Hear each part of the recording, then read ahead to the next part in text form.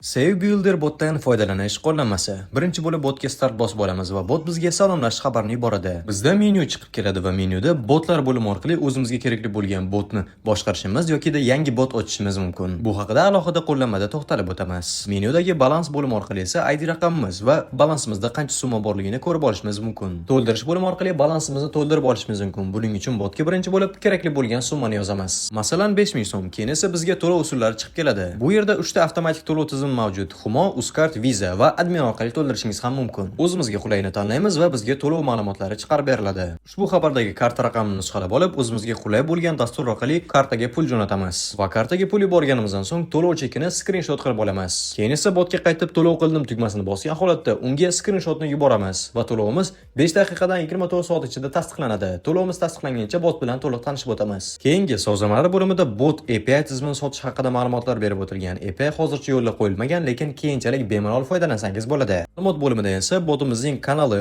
chati va admin profilini topishingiz mumkin. Barcha savollaringizni mana shu yerda qoldirsangiz bo'ladi. Va bizning to'lovimiz tasdiqlandi va pul balansimizga qo'shildi. Botimizdan foydalanish uchun keyingi qo'llanmalarni ko'rishni esdan chiqarmang. Siz bilan Sindorz bo'ldi.